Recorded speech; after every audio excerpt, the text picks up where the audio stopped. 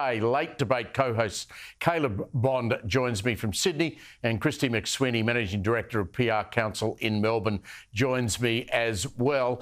Caleb, have you ever thought of attaching yourself to a beanpole and hoisting yourself up into the air and blocking 5 lanes of traffic for a couple of days?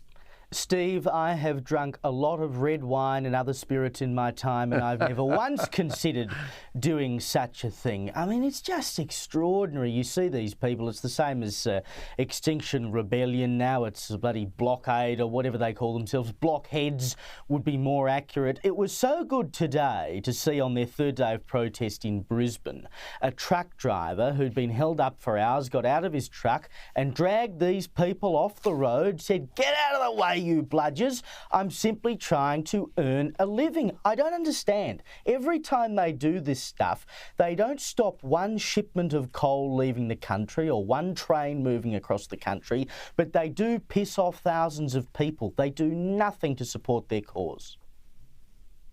One of them was a 62-year-old woman. Christy, I'll get to you in a sec. She jumped on a goods train in Melbourne. Have a look at this. Hi, my name's Jacinta. I'm here on a freight train at the Port of Melbourne, stopping it to go into the Port of Melbourne. There's the train, there's the bridge. I don't normally do something like this, but I'm so concerned about climate change. I'm scared for the future of the Earth, for the future of humanity. What a fool she is. Christy, it was 3 degrees in Melbourne today. They should have stopped the train and just left her there. Well, look, it's a really interesting political phenomenon, Steve. We've noticed in the last 10 to 15 years, there's a group or a cohort of people that comes up in focus groups again and again and again, and we call them in politics activist grey nomads. And they are generally women over 60 who have significant environmental concerns, and they are a huge group of, number one, protesting and political influence, and that's why you see them all out there today trying to protest at the Port of Melbourne. But it's not going to stop the Port of Melbourne being the most busiest cargo port in Australia. Not even the Labor government's economic disaster had stopped it being that, so she probably doesn't have too much of a chance.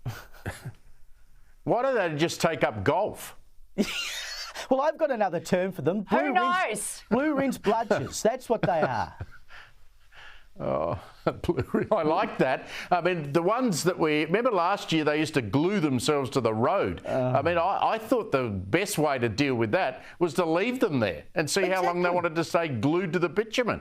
Exactly, just put some traffic cones around them and let the world get on with it. It's like earlier, I think it was last month, there was a woman suspended herself from a bridge in Adelaide, the Morford Street Bridge, and they had to stop all the traffic in the morning right near Royal Adelaide Hospital. Well, why didn't they just put some bunting around the bit she was hanging over and let the traffic go? I mean, if you want to do that, that's your own silly fault.